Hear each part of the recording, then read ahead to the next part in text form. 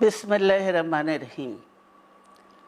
প্রিয় নেতৃবৃন্দ, সহকর্মীবৃন্দ, সকল সুবর্ণাতিগণ, আসসালামু আলাইকুম। প্রতি বছর মে মাসের এই দিনটি আমাদের পরিবারে আসে এক বেদনা বিধুর স্মৃতি নিয়ে। এই দিনে শুধু আমাদের পরিবার নয়, বরং সমগ্র দেশই হয়ে উঠে পড়েছিল বেদনার্ত ও অভিভাবকহীন।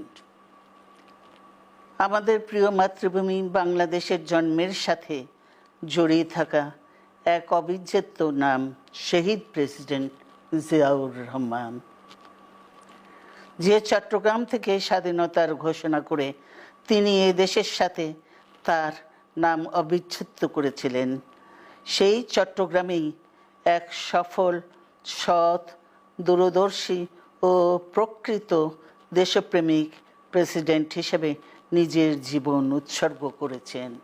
এদেশে গণতন্ত্র, স্বাধীনতা, সংবাদপত্র ও বিচার বিভাগের স্বাধীনতা, স্বনির্ভরতা ও উন্নয়ন এবং নিজস্ব জাতীয়তাবাদ সৃষ্টির অনন্য রূপকার শহীদ জিয়া, যে গণতন্ত্র প্রতিষ্ঠা আর সার্বভৌমত্ব রক্ষার লড়াইয়ে তিনি শাহাদাত বরণ করেছেন, সেই গণতন্ত্র নিরবচ্ছিন্ন যাত্রা আজও বাধাগ্রস্ত হচ্ছে প্রতি পদে পদে।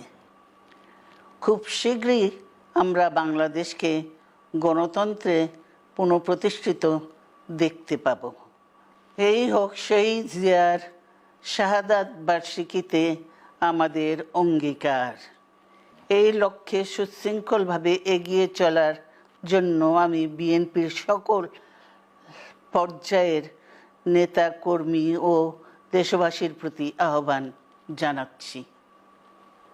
মনে রাখবেন, সবার জন্য গণতন্ত্র ও উন্নয়নের মাধ্যমে সকল সমস্যার সমাধানের যে রাজনীতি শহীদ জিয়া রেখে গেছেন, তা বাস্তবায়নের মাধ্যমে তার প্রতি শ্রদ্ধা জানাতে হবে। আমরা তার বিদায়ী আত্মার মাগফিরাত কামনা করছি। আল্লাহ হাফেজ। বাংলাদেশ জিন্দাবাদ।